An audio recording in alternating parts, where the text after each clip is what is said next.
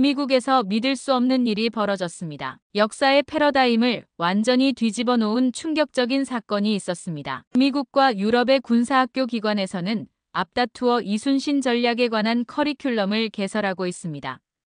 도대체 어떤 일이기에 미국과 유럽에서 한국 해전의 일대기를 군사교본으로 개설하고 전술을 배우는 것인가를 알아보겠습니다. 그 전에 구독과 좋아요를 눌러주시면 영상 제작에 큰 힘이 됩니다. 안녕하세요.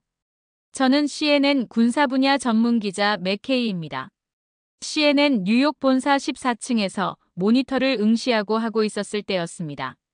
화면에는 넬슨 제독의 트라팔가 해전 CG 재현 영상이 재생되고 있었죠. 바다 위 영국 함대 27척과 프랑스와 스페인 연합 함대 33척이 대치하는 장면이었습니다. 제 목소리가 내레이션으로 흘러나왔어요. 인류 해전사의 가장 위대한 순간, 넬슨의 트라팔가 전투. 클레어, 이 부분 다시 한번 체크해 줄래요? 편집 디렉터 마이크가 헤드폰을 벗으며 말했습니다. 넬슨 전기에 따르면 그의 전술은 완전히 새로운 접근법이었다고 해요. 당시 해전은 평행선 전술이 주류였지만 넬슨은 수직 공격으로 적진을 관통했죠. 전쟁 전문 기자로서 15년간 이라크, 아프가니스탄, 우크라이나 등 수많은 전장을 누볐지만 역사 속 전쟁 영웅들의 이야기는 항상 저를 매료시켰습니다. 그 중에서도 넬슨은 제가 가장 존경하는 인물이었죠. 서울국제안보포럼 출장 준비는 다 됐나요? 부국장이 내 책상에 다가와 물었습니다. 네, 내일 출발합니다. 2주간 취재 후 바로 다큐 작업 마무리할 계획이에요. 다음 날 14시간의 비행 끝에 인천공항에 도착했습니다. 호텔에 체크인하고 짐을 풀자마자 컨퍼런스 장소로 향했죠. 포럼은 예상보다 흥미로웠어요. 특히 현대전쟁과 역사적 교훈이라는 세션에서 한국 교수의 발언이 제 귀를 사로잡았습니다. 서양에서는 넬슨을 최고의 해군 전략가로 꼽지만 동양에는 이순신이라는 인물이 있습니다. 순간 제 머릿속이 혼란스러워졌어요. 이순신? 누굴까? 메모장에 이름을 적으며 나중에 찾아봐야겠다고 생각했습니다. 세션이 끝나고 취재차 접근한 한국 대학생들과 대화를 나누게 됐어요. CNN이라고요? 와, 대단하네요. 어떤 프로그램 준비 중이신가요? 영어를 유창하게 구사하는 한 학생이 물었습니다. 넬슨 제독의 다큐멘터리를 만들고 있어요. 제가 대답하자 학생들이 서로 눈빛을 교환했죠. 그럼 혹시 이순신 장군은 아세요? 다른 학생이 물었습니다. 방금 컨퍼런스에서 들었는데 솔직히 처음 듣는 이름이에요. 그들은 놀란 표정을 감추지 못했습니다. 한 학생이 스마트폰을 꺼내 유튜브 영상을 보여주었어요. 이건 이순신 장군의 명량해전입니다. 13척의 배로 330척의 일본 함대와 싸워 승리했죠. 화면을 보는 순간 충격이 밀려왔습니다. 13대 330, 이게 가능한 일인가?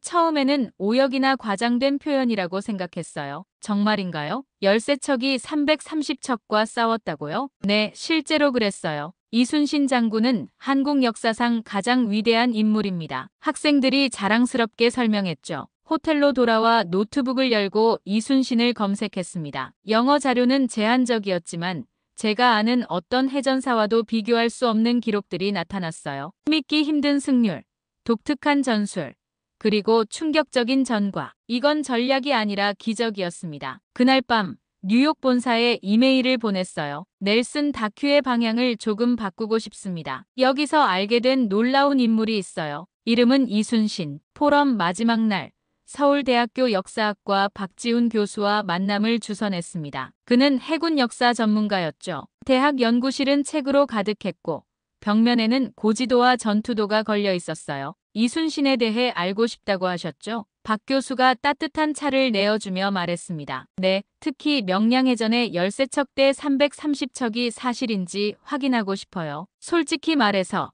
조금 과장된 것 아닌가 싶습니다. 박 교수는 미소를 지으며 책장에서 두꺼운 책 여러 권을 꺼냈어요. 이건 조선왕조실록과 난중일기의 영역본입니다. 당시 기록들이죠. 난중일기요? 이순신 장군이 직접 쓴 전쟁 일기입니다. 여기 명량해전 부분을 보세요. 교수가 책의 한 페이지를 펼쳤어요. 영문으로 번역된 일기를 읽으며 숨이 멎는 듯 했습니다. 이건 단순한 전쟁 기록이 아니었어요. 전장에서 느낀 두려움, 책임감, 그리고 냉철한 판단까지. 전투 전날 밤 쓴 글에서는 그의 인간적인 면이 고스란히 드러났죠. 이건 조선 정부의 공식 기록인 조선왕조실록이고 교수가 다른 책을 가리켰습니다. 이건 일본 측 기록인 조선침입기입니다. 양국의 기록이 모두 명량해전의 규모를 확인해주고 있어요. 믿기 어렵네요. 어떻게 이런 전투가 서양에 잘 알려지지 않았을까요? 지리적 고립, 언어 장벽, 그리고 아마도 서양 중심의 역사 서술 때문일 겁니다. 박 교수의 대답은 날카로웠지만 정확했어요. 이어서 그는 컴퓨터를 켜고 거북선의 3D 모델을 보여주었습니다. 이것이 이순신의 비밀 무기였어요. 화면 속 배는 등에 철갑과 쇠못을 박은 거북 모양이었죠. 내부 구조, 화포의 배치, 심지어 노를 젓는 방식까지 정교하게 설계되어 있었습니다. 16세기에 이런 배를 만들었다고요? 정말 놀랍네요. 제가 감탄하자 교수가 고개를 끄덕였어요. 당시로서는 혁신적인 설계였습니다. 덮인 갑판으로 적의 화살과 총알을 방어하고 모든 방향에서 공격할 수 있는 구조였죠. 취재를 이어가기 위해 도쿄 대학의 사카이 교관도 영상 인터뷰했습니다. 그의 반응은 예상과 달랐어요. 이순신은 뛰어난 장수였지만 그 전투 규모는 과장되었을 가능성이 높습니다. 아마도 일본군 전체가 아니라 일부와 싸웠을 겁니다. 두 전문가의 상반된 의견에 혼란스러웠지만 저는 직접 확인하기로 마음먹었어요. 박 교수의 도움으로 국립해양박물관과 고문서 보관소를 방문했습니다. 그곳에서 본 자료들은 충격적이었어요. 조선시대 함선 설계도,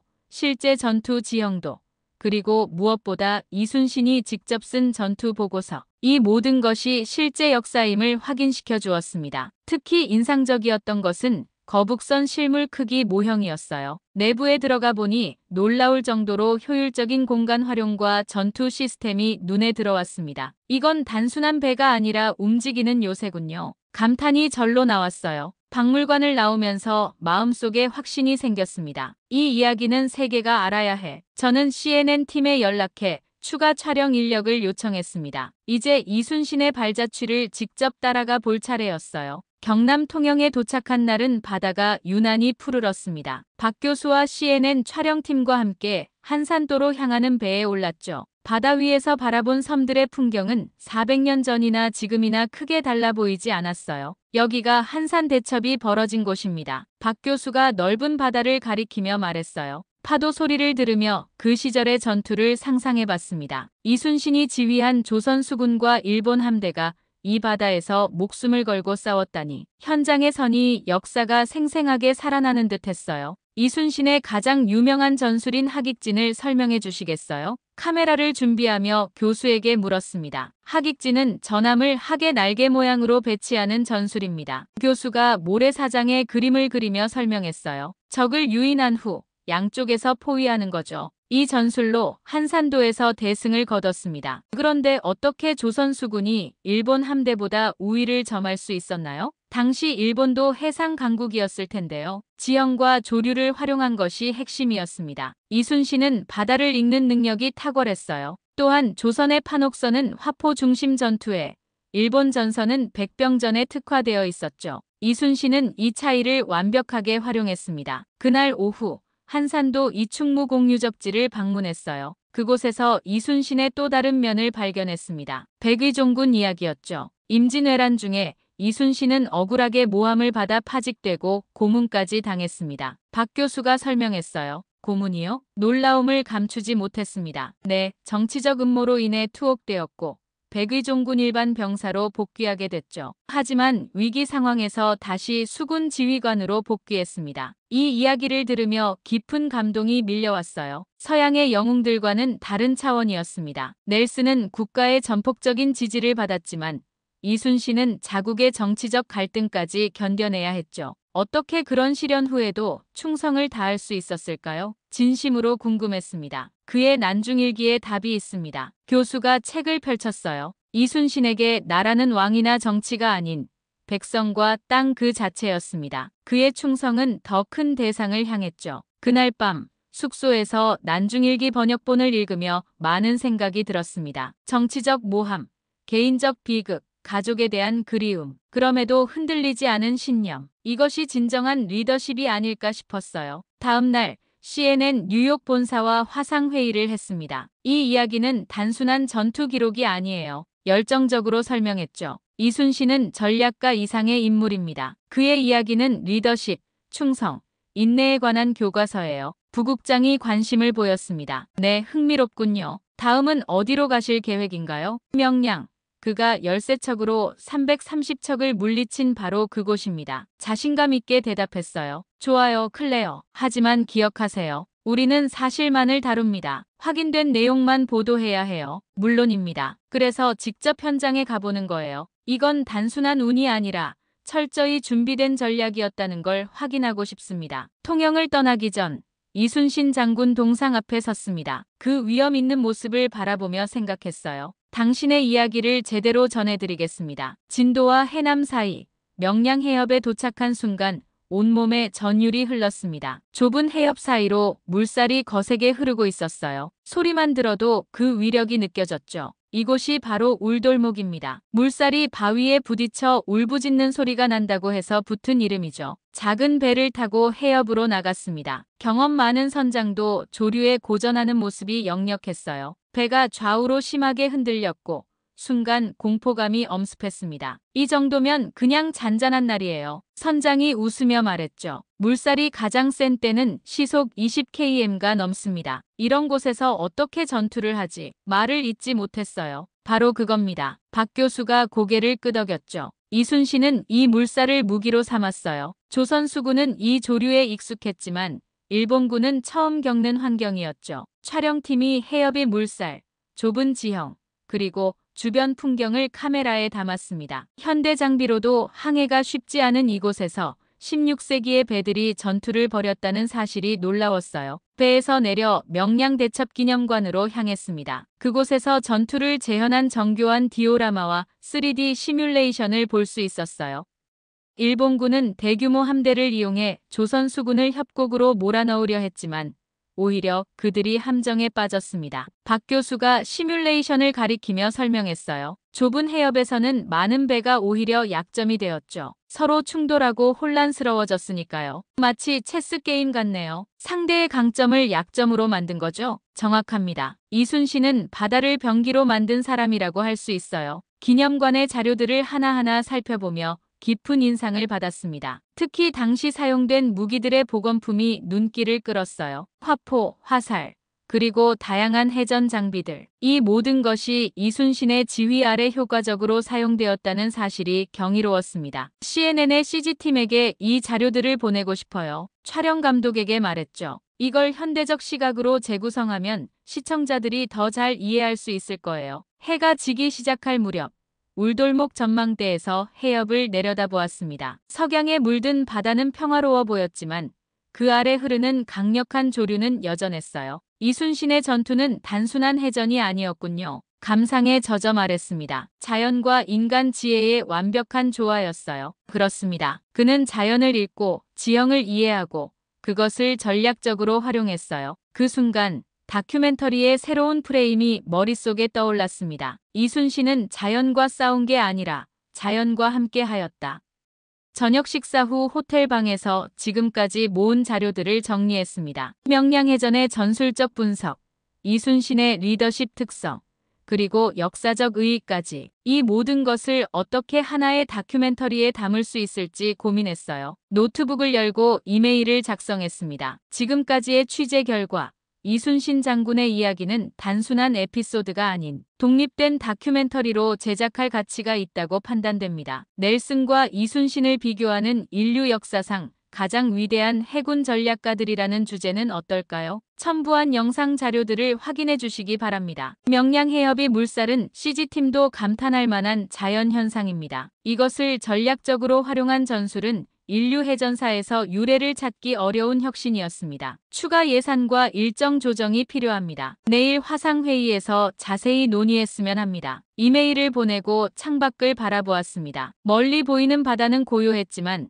제 마음은 파도처럼 출렁거렸어요. 한 사람의 이야기가 제 세계관을 흔들고 있었으니까요. 이제 남은 것은 그의 마지막 전투, 노량해전이구나. 내일의 여정을 생각하며 눈을 감았습니다. 아침 일찍 경상남도 남해로 향했습니다. 이곳은 이순신 장군이 마지막 전투를 치른 노량 앞바다였죠. 차창 밖으로 펼쳐진 푸른 바다를 바라보며 묘한 감정이 밀려왔습니다. 위대한 장군의 최후를 맞이한 곳이라니. 이순신 장군이 전사한 곳이 바로 저기입니다. 운전석에서 박 교수가 바다 한가운데를 가리켰어요. 1598년 12월 16일 노량해전에서 그는 마지막 승리를 거두었죠. 배를 타고 노량 앞바다로 나갔습니다. 바다는 평온했고 오늘따라 하늘이 유난히 맑았어요. 이런 평화로운 곳에서 치열한 전투가 벌어졌다는 사실이 믿기지 않았습니다. 이순신은 어떻게 돌아가셨나요? 카메라를 켜며 물었어요. 전투 막바지에 유탄에 맞았습니다. 그때 남긴 말이 유명하죠. 박 교수가 잠시 바다를 바라보더니 계속했어요. 내가 죽었다는 말을 하지 말라. 우리 군사들이 놀라 사기가 떨어질까 염려된다. 순간 온몸에 전율이 흘렀습니다. 죽음의 순간에도 오직 전투와 병사들만 생각한 지휘관이라니. 서양의 전쟁 영웅들 중에서도 이런 최후는 보기 드물었죠. 죽음을 알리지 말라. 저도 모르게 중얼거렸습니다. 이 말을 우리 다큐멘터리 제목으로 쓰고 싶네요.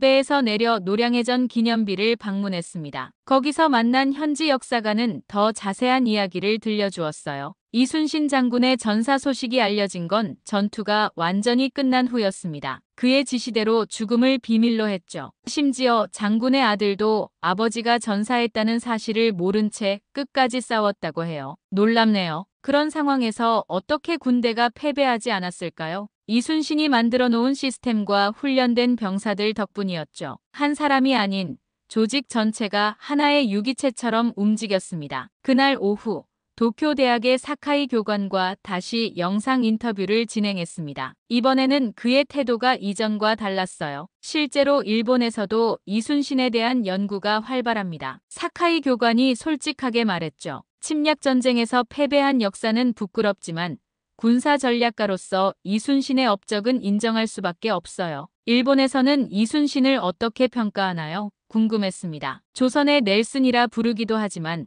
사실 넬슨보다 더 위대한 업적을 남겼다고 보는 학자들이 많습니다. 특히 열악한 환경에서 이룬 성과는 군사학에서 중요한 연구 대상이죠. 적국의 전문가가 공식적으로 인정하는 모습을 담으며 가슴이 뜨거워졌습니다. 이것이야말로 진정한 위대함의 증거가 아닐까 싶었어요. 숙소로 돌아와 지금까지 취재한 내용을 정리했습니다. 노트북에 타이핑하며 생각했어요. 이순신이 추구한 리더십의 본질은 무엇일까? 난중일기와 인터뷰 내용을 분석하며 답을 찾아갔습니다. 그는 국가와 백성을 위해 자신의 명예와 생명까지 바친 인물이었죠. 개인의 영광이나 성취가 아닌 나라를 위한 무명의 희생. 이것이 그의 리더십 핵심이었습니다. 죽음을 알리지 말라라는 그의 마지막 말은 CNN 다큐멘터리의 완벽한 제목이 될 것 같았어요. 뉴욕 본사에 이메일을 보내 제안했죠. 몇 시간 후 긍정적인 답변이 왔습니다. 클레어, 좋은 제목이네요. 타이틀로 확정합시다. 노량에서의 마지막 밤, 창문을 열고 바다를 바라보았습니다. 달빛이 잔잔한 물결 위에 비치는 모습이 아름다웠어요. 400년이 지난 지금도 이 바다는 그날의 기억을 품고 있을까? 역사의 무게가 느껴지는 밤이었습니다. 뉴욕 본사로 돌아왔습니다. 회의실에 모인 제작진들 앞에서 한국에서 취재한 내용을 발표했죠. 큰 화면에 이순신 관련 영상과 사진들을 띄우며 열정적으로 설명했어요. 이것은 단순한 역사 다큐멘터리가 아닙니다. 리더십과 헌신에 관한 보편적 이야기예요. 넬슨과 이순신을 비교하면서 동서양의 위대한 해군 전략가들을 조명하는 거죠. 부국장이 관심 있게 물었습니다. 두 인물의 공통점과 차이점은 뭐라고 생각하나요? 둘 다 혁신적인 전술로 승리를 이끌었다는 공통점이 있어요. 하지만 결정적인 차이는 환경입니다. 넬슨은 국가의 전폭적인 지지를 받았지만 이순신은 정치적 음모와 싸우면서 전쟁도 치러야 했죠. 편집 디렉터가 고개를 끄덕였어요. 흥미로운 대비네요. 두 전투 장면을 교차 편집하면 어떨까요? 트라팔가와 명량을 비교하는 거죠. 훌륭한 아이디어입니다. 동의했어요. 두 장면을 나란히 보여주면 시청자들이 쉽게 비교할 수 있을 거예요. 회의가 끝나고 이순신 프로젝트가 공식적으로 승인되었습니다. 예산도 늘어났고 방송 시간도 이 시간으로 확대됐죠. 이제 본격적인 제작이 시작됐어요. 박지훈 교수를 한국에서 초청해 고증자문으로 참여하게 했습니다. 그의 도움으로 역사적 사실을 더 정확하게 다룰 수 있었어요. 일본에서도 촬영팀을 파견해 사카이 교관과 다른 역사학자들의 인터뷰를 추가로 담았죠. 스크립트 작업은 쉽지 않았습니다. 동서양의 문화적 차이를 고려하면서도 이순신의 본질을 왜곡하지 않아야 했어요. 난중일기의 영어 번역본을 반복해서 읽으며 그의 내면을 이해하려 노력했습니다. 이것은 전쟁 지도자의 일기가 아니라 인간 이순신의 고백록이에요. 작가팀에게 설명했죠. 승리의 순간보다 내면의 갈등과 고뇌를 더 많이 기록했다는 점이 놀랍습니다. CG팀은 명량해전과 한산도 전투를 재현하는 작업에 몰두했어요. 특히 울돌목의 거센 조류를 시각화하는 데 많은 공을 들였습니다. 이 조류가 전투의 핵심이었어요. CG 디렉터에게 강조했죠. 단순한 배경이 아니라 전략의 일부로 표현해주세요. 한 달간의 작업 끝에 초안이 완성되었습니다. 시사회에서 처음 영상을 봤을 때 가슴이 뭉클했어요. 16세기 조선의 이야기가 현대 기술로 생생하게 되살아났으니까요. 난중일기를 전투 리더십의 교과서로 소개하는 부분이 좋네요. CNN 수석 제작자가 말했습니다. 현대 경영자들도 배울 점이 많을 것 같아요. 마지막 편집 과정에서 이순신의 성격을 더 입체적으로 표현하기 위해 노력했습니다. 단순한 영웅이 아닌 고뇌하는 인간으로서의 모습을 담고 싶었거든요. 그는 전투에서는 단 한 번도 패배하지 않았지만 정치적으로는 여러 번 좌절했습니다. 나레이션을 녹음하며 말했어요. 그럼에도 나라에 대한 충성심은 흔들리지 않았죠. 방송 일주일 전 최종 상영회가 열렸습니다. CNN 간부들이 모두 모인 자리였죠. 이 시간짜리 다큐멘터리가 끝나고 기대 이상의 반응이 나왔어요. 클레어, 대단한 작품이군요. 네트워크 대표가 축하해 주었습니다. 단순한 역사 다큐가 아니라 진정한 리더십에 관한 깊은 성찰이네요. 그날 밤 호텔 방으로 돌아와 창밖을 바라보았습니다. 뉴욕의 불빛이 마치 오래전 조선 수군의 등불처럼 반짝였어요. 이순신 장군, 당신의 이야기가 마침내 세계로 나갑니다. 가슴속으로 속삭였죠. 방송 당일 사무실 모니터 앞에 앉아 실시간 반응을 지켜보았습니다. CNN 프라임타임의 죽음을 알리지 말라. 이순신과 넬슨의 이야기가 방영되기 시작했어요. 첫 장면부터 시청자들의 반응이 소셜미디어를 통해 물밀듯이 쏟아졌습니다. 이순신 해시태그가 트위터에서 급상승 중입니다. 소셜미디어 담당자가 외쳤어요. 스마트폰으로 댓글들을 확인했습니다. 누가 이순신인지 전혀 몰랐는데 왜 우리는 지금까지 그에 대해 배우지 않았을까요? 라는 댓글이 가장 많은 좋아요를 받고 있었어요. 다큐멘터리가 중반부에 접어들 때쯤 한국 시간으로는 이미 아침이었고 한국의 반응도 실시간으로 확인할 수 있었습니다. 미국 CNN에서 이순신 장군을 다룬다니 감격스럽습니다. 라는 댓글이 눈에 띄었어요. 방송이 끝나고 시청률 보고서가 나왔습니다. 예상을 훨씬 뛰어넘는 수치였죠. CNN 역사 다큐멘터리 중 최고 시청률을 기록했어요. 클레어, 축하해요. 부국장이 사무실로 들어왔습니다. 벌써 재방송 요청이 밀려들고 있어요. 미국 해군사관학교에서도 교육자료로 사용하고 싶다고 연락이 왔죠. 다음 날 아침, 더 놀라운 소식이 날아들었어요. 영국 BBC와 일본 NHK에서도 방영권 구매를 요청해온 겁니다. 심지어 영국 해군박물관에서는 이순신 특별전을 기획 중이라는 소식도 들렸죠. 넬슨 재단에서도 협조 요청이 왔어요. 제작 조교가 말했습니다. 이순신과 넬슨을 비교하는 특별 전시회를 준비한대요. 오후에는 한국 대사관에서 초청장이 도착했습니다. 다큐멘터리의 성공을 축하하는 리셉션이 열린다고 했어요. 참석했더니 많은 한국인들이 감사의 마음을 전했습니다. 이순신 장군은 우리 한국인에게 너무나 소중한 존재입니다. 한 외교관이 말했어요. 세계에 그분의 업적을 알려주셔서 정말 감사합니다. 그의 이야기는 한국만의 것이 아니라 인류 보편의 가치를 담고 있다고 생각해요. 진심으로 대답했습니다. 일주일 후 워싱턴 DC 의 미국 해군사관학교 초청으로 특별 강연을 했습니다. 강당은 미래의 해군 장교들로 가득 찼어요. 이순신 장군의 리더십에서 배울 점은 무엇인가요? 한생도가 질문했습니다. 인내와 혁신, 그리고 무엇보다 책임감이라고 생각합니다. 대답했어요. 그는 승리보다 병사들의 안전을 우선시했고 개인의 영광보다 국가의 안위를 먼저 생각했죠. 다른 생도가 손을 들었습니다. 트라팔가 해전과 명량해전 중 전술적으로 더 뛰어난 것은 어떤 전투였나요? 직접적인 비교는 어렵지만 주어진 환경과 자원을 고려하면 명량해전이 더 놀라운 성취였다고 봅니다. 13척으로 330척에 맞선다는 건 전략을 넘어선 도전이었으니까요. 강연 후 해군사관학교 도서관에서는 이순신 관련 자료 코너를 신설한다는 발표가 있었습니다. 난중일기 영역본이 필수 읽기 목록에 추가되기도 했죠. 뉴욕으로 돌아온 후 새로운 제안서가 책상 위에 놓여 있었습니다. 잊혀진 세계의 리더십이라는 시리즈를 기획하자는 내용이었어요. 이순신을 시작으로 서양에 잘 알려지지 않은 위대한 지도자들을 조명하는 프로젝트였죠. 이 시리즈 진행할 생각 있나요? 부국장이 물었습니다. 망설임 없이 대답했어요. 이순신을 통해 배운 게 너무 많습니다. 세계에는 아직 알려지지 않은 위대한 리더들이 많이 있을 거예요. 다큐멘터리 방영 한 달 후 CNN 스튜디오에서 라이브 인터뷰를 하게 되었습니다. 아침의 대화라는 프로그램이었죠. 진행자는 제 다큐멘터리의 성공에 대해 물었어요. 이렇게 큰 반향을 예상하셨나요? 진행자가 물었습니다. 전혀요. 솔직하게 대답했어요. 하지만 이순신 장군의 이야기에는 시대와 문화를 초월하는 힘이 있다고 생각합니다. 그것이 많은 사람들의 마음을 움직인 거겠죠. 이순신을 취재하면서 가장 인상 깊었던 점은 무엇인가요? 잠시 생각에 잠겼다가 대답했습니다. 그의 내면적 고뇌와 의지력이었습니다. 넬슨은 국가의 영웅으로 찬사받으며 싸웠지만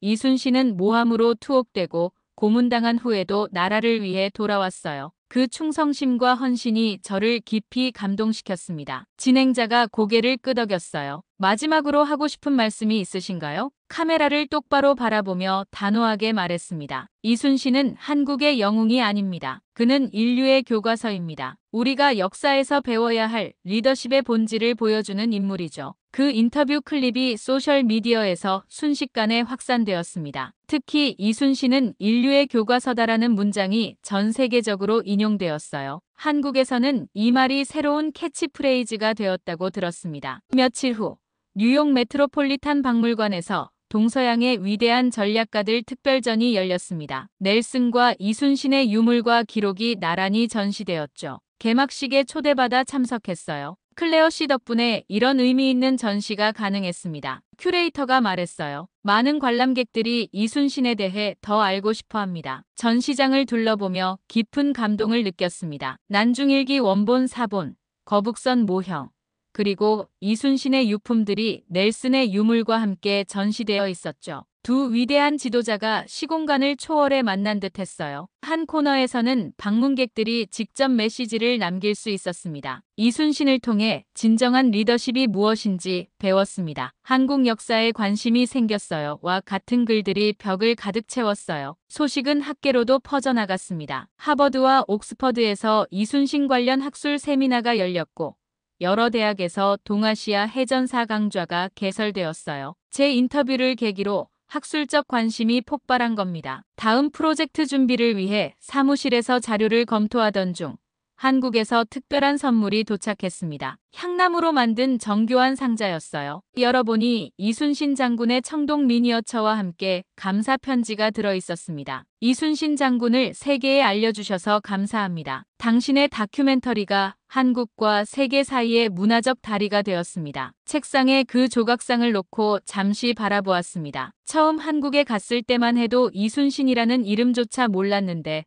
이제 그는 제 인생을 바꾼 인물이 되었어요. 잊혀진 세계의 리더십 시리즈 첫 회의에서 팀원들을 만났습니다. 이순신의 성공을 바탕으로 더 많은 비서구권 지도자들을 조명하는 야심찬 계획이었죠. 다음은 어떤 인물을 다룰 예정인가요? 신입 작가가 물었어요. 여러 후보가 있습니다. 하지만 중요한 건 그들의 이야기가 단순한 역사적 흥미를 넘어 오늘날 우리에게 어떤 교훈을 줄 수 있는지예요. 마지막 촬영 계획을 위해 다시 한국을 방문했습니다. 이번에는 이순신 장군의 후손들과 인터뷰할 기회가 생겼어요. 그분들의 이야기를 들으며 역사는 책 속에만 있는 것이 아니라 현재 진행형임을 깨달았죠. 서울의 한 카페에서 박 교수를 다시 만났습니다. 그에게 진심으로 감사의 마음을 전했어요. 교수님 덕분에 제 인생이 바뀌었습니다. 이순신 장군을 통해 리더십의 새로운 차원을 발견했어요. 클레어 씨가 이순신을 세계에 알린 공로가 더 큽니다. 박 교수가 미소 지었죠. 오늘의 사연은 여기까지입니다. 사연 재미있게 보셨다면 구독과 좋아요 한 번씩 눌러주세요. 감동살롱은 더 따뜻하고 감동 있는 사연으로 찾아뵐게요. 항상 행복하세요.